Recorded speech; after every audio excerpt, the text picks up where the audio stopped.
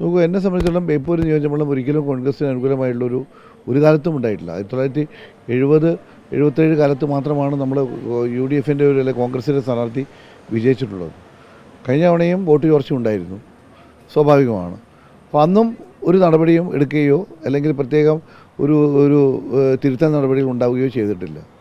ഇത്തവണയും ബഹുമാനപ്പെട്ട DCC പ്രസിഡൻ്റെ അഭിപ്രായം ഞാൻ മനസ്സിലാക്കിയെടുത്തോളം അത് അനവസരത്തിലായിപ്പോയി എന്നുള്ള അഭിപ്രായമാണ് എനിക്കുള്ളത്. ബേപ്പൂരിൽ PV അൻവർ UDF പ്രഖ്യാപിക്കും മുൻപ് തന്നെ പ്രചാരണത്തിന് ഇറങ്ങിയൊരു വ്യക്തിയാണ്. വലിയ രീതിയിലുള്ള പ്രചാരണമൊക്കെ നടത്തിയതാണ്. പക്ഷേ തെരഞ്ഞെടുപ്പിൽ പരാജയപ്പെട്ടു പോയി.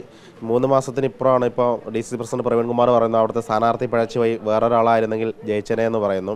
അങ്ങനെ അഭിപ്രായം ഉണ്ടോ? കാരണം 2020 മത്സരിച്ച ആളാണ് അവിടെ. നോക്കൂ, എന്നെ സംബന്ധിച്ചിടത്തോളം ബേപ്പൂർ നിയോജകമണ്ഡലം ഒരിക്കലും കോൺഗ്രസിന് അനുകൂലമായിട്ടുള്ളൊരു കാലത്തും ഉണ്ടായിട്ടില്ല. 1977 കാലത്ത് മാത്രമാണ് നമ്മൾ UDFൻ്റെ അല്ലെങ്കിൽ കോൺഗ്രസിൻ്റെ സ്ഥാനാർത്ഥി വിജയിച്ചിട്ടുള്ളത്. കഴിഞ്ഞ തവണയും വോട്ട് ചോർച്ച ഉണ്ടായിരുന്നു, സ്വാഭാവികമാണ്.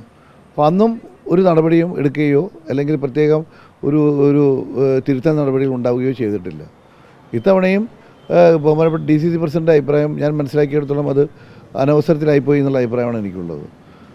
അവിടെ UDF ആലോചിച്ചെടുത്ത തീരുമാനമായി മാസങ്ങൾക്ക് മുമ്പ് തന്നെ ഒരു സ്ഥാനാർത്ഥിയെ പ്രഖ്യാപിക്കുകയും അദ്ദേഹം പ്രവൃത്തി കൊടുക്കുകയും ചെയ്യുമ്പോൾ അന്നൊന്നും ഇല്ലാത്തൊരു അഭിപ്രായം ഇപ്പം പറയുന്നതിൽ ലോജിക്കില്ല എന്നുള്ള അഭിപ്രായക്കാരനാണ് ഞാൻ. മാത്രവുമല്ല, തെരഞ്ഞെടുപ്പ് സംബന്ധിച്ച് വീഴ്ച ഉണ്ടായത് കോഴിക്കോട് ജില്ലയിൽ, വീഴ്ച എന്നല്ല, കോഴിക്കോട് ജില്ലയിൽ പരാജയമുണ്ടായ ഒരു സ്ഥലം ബേപ്പൂരാണ്. അതിൻ്റെ സാഹചര്യവും നമുക്കറിയാം.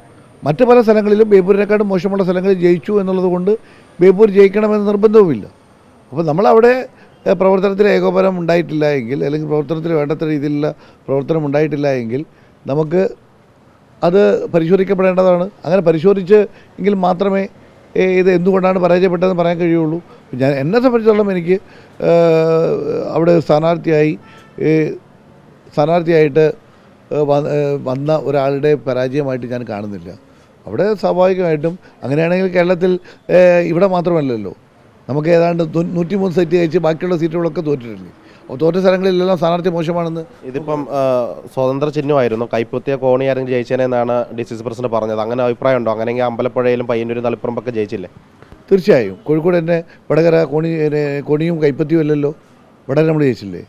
കോഴിക്കോട് ജില്ലയിൽ തന്നെ കാലങ്ങളായി ജയിക്കുന്നില്ലേ, കുറേ കാലങ്ങളായി ജയിക്കുന്നില്ല. അപ്പോൾ നമ്മുടെ സ്ഥാനാർത്ഥിത്വത്തിൻ്റെ പേര് പറഞ്ഞ് രക്ഷപ്പെടാൻ നമുക്ക് പറ്റില്ല. പാർട്ടി അവിടെ പരിശോധിക്കപ്പെടേണ്ടതാണ്. പരാജയം എങ്ങനെ സംഭവിച്ചു, കോൺഗ്രസ്സുകാരുടെ ഇടയിലോ അല്ലെങ്കിൽ UDFൻ്റെ ഭാഗത്തുനിന്നോ ഏതെങ്കിലും അപാകത ഉണ്ടായോ, അത് പരിശോധിക്കാതെ ഇക്കാര്യത്തെക്കുറിച്ച് ഒരു അഭിപ്രായ പ്രകടനം നടത്തുന്നത് ശരിയല്ല. ഇതൊരു അന്വേഷണ കമ്മീഷനെ വെച്ചിട്ടില്ല പഠിക്കാൻ വേണ്ടി, പഠിക്കുമെന്നൊക്കെ അന്ന് പറഞ്ഞിരുന്നു.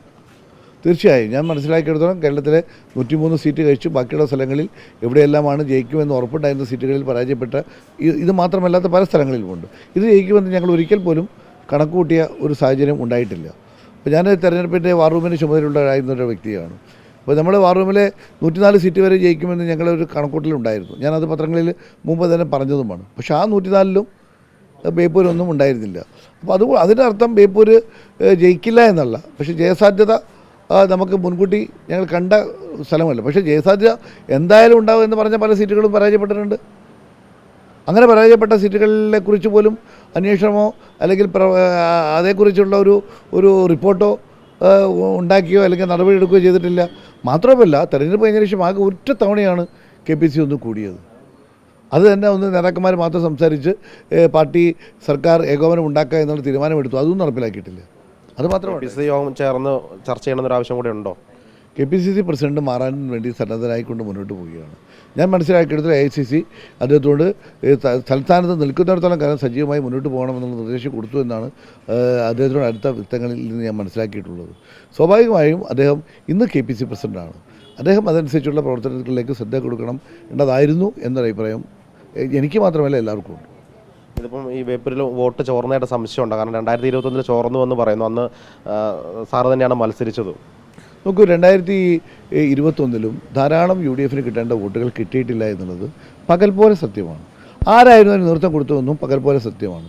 അന്ന് അങ്ങനെ ഇതേ സംബന്ധിച്ച് റിപ്പോർട്ട് ഉണ്ടാക്കുകയോ തിരുത്തൽ നടപടി ഉണ്ടാക്കിയിരുന്നുവെങ്കിൽ ഇത്തവണ ഇതുപോലെയുള്ള വിദൂരമായ ഒരു ആരോപണം പോലും ഉണ്ടാകുമായിരുന്നില്ല. അന്നൊക്കെ ആരൊക്കെയാണ് ഇതിന് നേതൃത്വം കൊടുത്തത് അവരൊക്കെ തന്നെയാണ് ഇന്നും പാർട്ടിയുടെ നേതൃത്വത്തിൽ മുന്നോട്ട് പോകുന്നത്. അപ്പോൾ അങ്ങനെ ഒരു വർഷങ്ങളായി അങ്ങനെ പാർട്ടിയുടെ സംഘടനാ തലത്തിൽ കൃത്യത വരുത്തേണ്ടതുണ്ടെങ്കിൽ അന്നും നടത്താമായിരുന്നു. ഇപ്പോൾ ഡി സി സി പ്രസിഡൻറ്റിൻ്റെ പ്രസ്താവന അനവസരത്തിലായിപ്പോയി. അതിപ്പം ആവശ്യമില്ലാത്തൊരു കാര്യമായിരുന്നുള്ള അഭിപ്രായമാണ് എനിക്കുള്ളത്.